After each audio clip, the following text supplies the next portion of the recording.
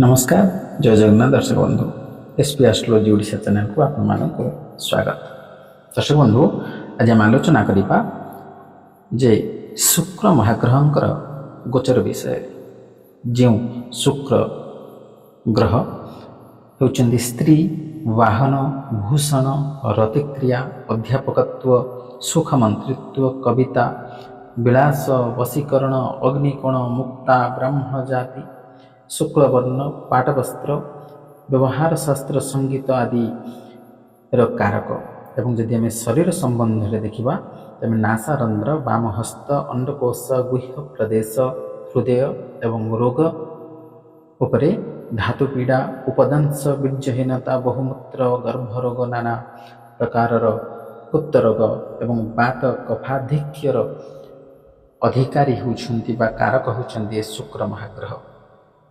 ए शुक्र गोचर करने को जाउछंती मंगल ग्रहर राशि मेष राशि बा ए मंगल ग्रह को साहस जोश और तुरंत निर्णयकारी ग्रह हिसाब से जना जाए। एपरी परिस्थिति रे जेतेबेले शुक्र मेष राशि रे प्रवेश करिवे सेतेबेले से मंगल ग्रहर ए शक्ति को प्रतिनिधित्व करिवे।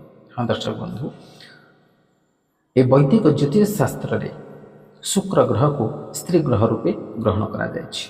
तेबे ए शुक्र मार्च 26 तारिख सकाळ समय रे मेष राशि रे प्रवेश करिछुंदी।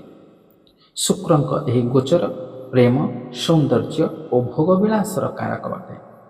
शुक्र मंगल ग्रहर राशि मेष राशि प्रवेश करिवे। मंगल ग्रह को साहस धैर्य तुरंत निर्णयकारी ग्रह पराक्रमी ग्रह हिसाब से जना जाए। एपरी परिस्थिति रे जेतेबेले शुक्र एही राशि रे बा मेष राशि रे प्रवेश करिवे सेतेबेले से मंगल ग्रहर शक्ति को प्रतिनिधित्व करिवे। तेबे आसंतु जानिबा ए शुक्रंक गोचर रे केउ राशि उपरे कौन प्रभाव पड़िबो। किंतु दर्शक बंधु ता पूर्व आपण मानक एक अनुरोध जदि आपण माने हम चैनल को प्रथम थर कर आसतांते ते वीडियो को लाइक करंतु शेयर करंतु और चैनल को सब्सक्राइब करी पाखरे थवा बेल आइकन को प्रेस करंतु। ताल चलंतु आरंभ करबा जे शुक्र ग्रहंकर गोचर केउ राशि पाई कौन प्रभाव पकाउछि। प्रथम देखिबा मेष राशि विषय। शुक्र निजे मेष राशि लग्न रे प्रवेश करिवे एणु एही समय काल रे एही राशि लोक माने प्रबल रोजगार करिवे सत किंतु धन को संचय कर रखि पारिबे नाही। कोनोसी पुराना संपर्क रे झड़झंझा आसी पारे। वरिष्ठ अधिकारी सह मध्य संपर्क बिगड़ी पारे। कामर बोझ बढ़िवार संभावना रही। मन मुताबक लाभ कमाइबा को आपणक चेष्टा जारी रहिबो। समाजर मान सम्मान समाज रे आपणकर ए मान सम्मान ने आँच आसी पारे। या परे देखिबा कर्कट राशि। शुक्र देवता कर्कट राशि दशम भाव रे गोचर करिवे। कार्यस्थल रे चाप बढ़ी पारे। चाकरी करुवा लोक मानक क्षेत्र रे बदलीर संभावना रहिथिबारु सेमानक सावधानतार सह आगक बढ़िबा पड़िबो। कामर चाप अधिक रहुथिबारु मानसिक स्वास्थ्य बिगिड़िबार मध्य संभावना रहिछि। व्यापार करुवा लोक मानकर क्षति होबार संभावना रहिछि। आय बढ़िबो किंतु तास खर्च मध्य बढ़िबो।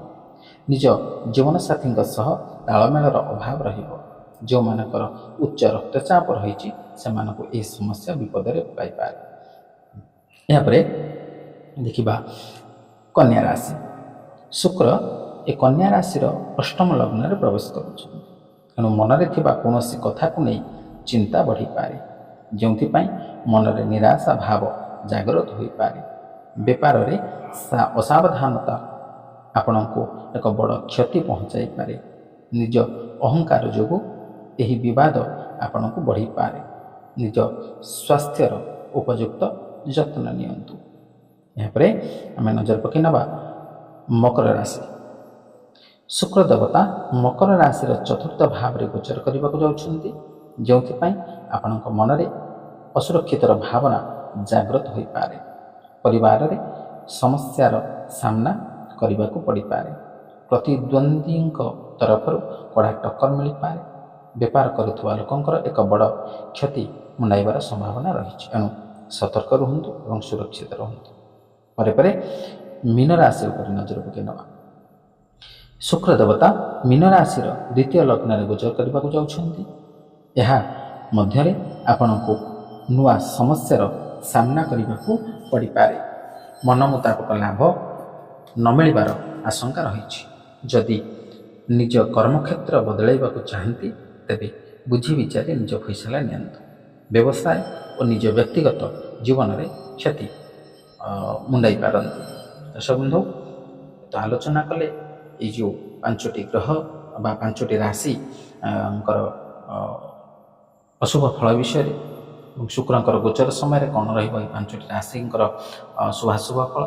ତେଣୁ ଯେଉଁ ଅଶୁଭ ଫଳ କଥା ଆମେ ଆଲୋଚନା କଲେ, ସେ ଅଶୁଭ ଫଳକୁ ପରିତ୍ୟାଗ କରି ଶୁଭ ଫଳ ପ୍ରାପ୍ତ କରିବା ନିମନ୍ତେ ଆପଣ ଶୁକ୍ରଙ୍କ ପାଇଁ କମଳାଙ୍କର ଦର୍ଶନ କରନ୍ତୁ, ମାତା କମଳାଙ୍କର ପୂଜା ଅର୍ଚ୍ଚନା କରନ୍ତୁ, ଲକ୍ଷ୍ମୀଙ୍କର ପୂଜା ଅର୍ଚ୍ଚନା କରନ୍ତୁ ବା ବିଷ୍ଣୁ ଭଗବାନଙ୍କୁ ଆରାଧନା କରନ୍ତୁ, ବିଷ୍ଣୁ ସହସ୍ର ନାମ ପାଠ କରନ୍ତୁ ବା ନାରାୟଣଙ୍କ ଉପରେ 108 ତୁଳସୀ ଅର୍ପଣ କରନ୍ତୁ। ଦେଖିବେ ନିଶ୍ଚିତ ଭାବରେ ଆପଣଙ୍କୁ ଶୁଭ ଫଳ ପ୍ରାପ୍ତ ହେବ। ବନ୍ଧୁ, ଆଶା କରି ଭିଡ଼ିଓଟି ଭଲ ଲାଗିଥିବ। ଯଦି ଭଲ ଲାଗିଛି ଭିଡ଼ିଓଟିକୁ ଲାଇକ୍ କରନ୍ତୁ, ସେୟାର କରନ୍ତୁ ଏବଂ ଆପଣଙ୍କର ସୁଚିନ୍ତିତ ମତାମତ ଦେବାକୁ ଜମାଇ ଦିଅନ୍ତୁ। ବିଦାୟ ଦିଅନ୍ତୁ। ନମସ୍କାର। ଜୟ ଜଗନ୍ନାଥ।